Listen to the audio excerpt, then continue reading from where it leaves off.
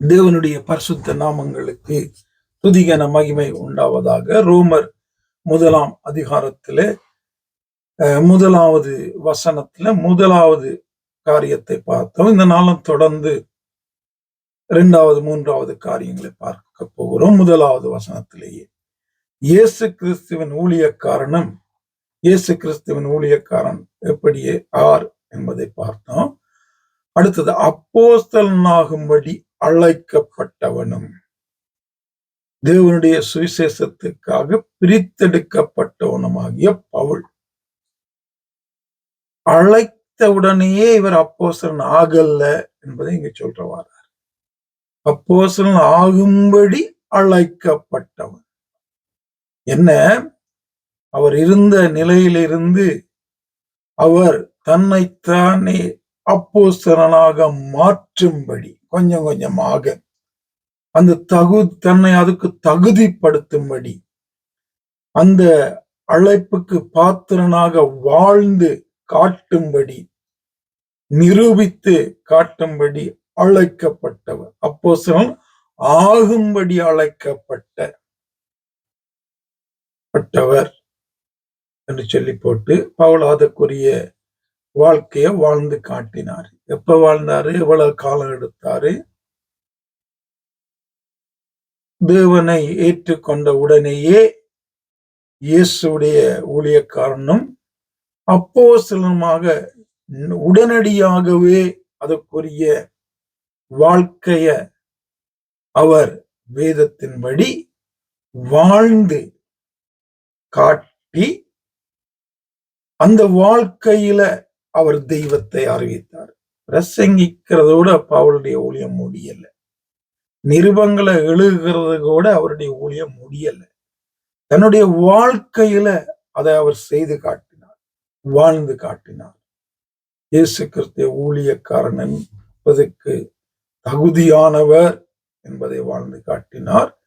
அப்போஸ்தலனாகும்படி அழைக்கப்பட்டவர் அப்போஸ்தலனாக தன்னை அதற்குரிய வாழ்க்கை வாழ்ந்து அதையும் அவர் வாழ்ந்து காட்டினார். அதோடு கூட தேவனுடைய சுவிசேஷத்துக்காக பிரித்தெடுக்கப்பட்டவனுமாகிய பவுல்.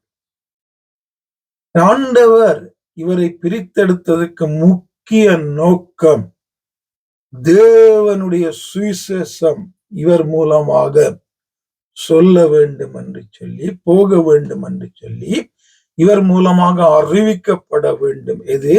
தேவனுடைய சுவிசேஷம். சுவிசேஷம் என்றால் தேவனுடைய சத்தியம், சத்தியம் என்றால் வசனம், வசனம் என்றால் வார்த்தை.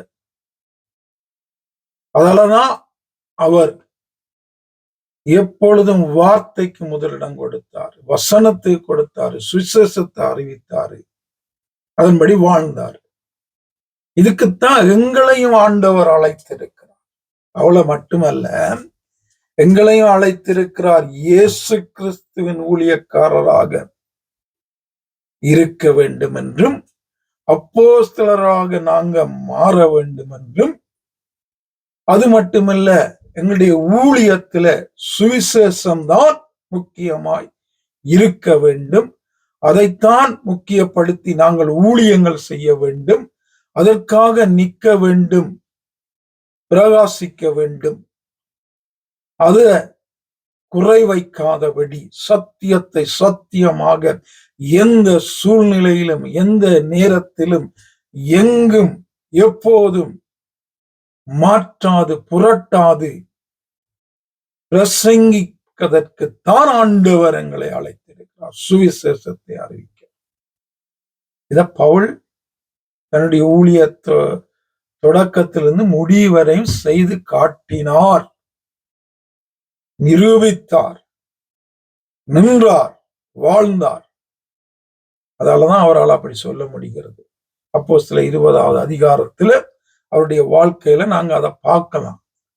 ஆகவே இந்த நாள் ஊழியக்காரனை சொல்ற நாங்க இயேசு கிறிஸ்துவின் ஊழியக்காரனை சொல்லுகிற தகுதி இருக்கா? அப்போஸ்தலர்களாக மாறிக்கொண்டிருக்கிறோமா? சுவிசேஷத்துக்காக பிரித்தெடுக்கப்பட்ட ஒரு வாழ்க்கை, ஒரு ஊழியம் செய்து கொண்டிருக்கிறோமா என்று தேவ சமூகத்துல எங்களை நாங்களே ஆராய்ந்து பார்க்க வேண்டிய ஒரு கட்டாயம். ஆவியானவர் தொடர்ந்தும் வழி நடத்துவாராக.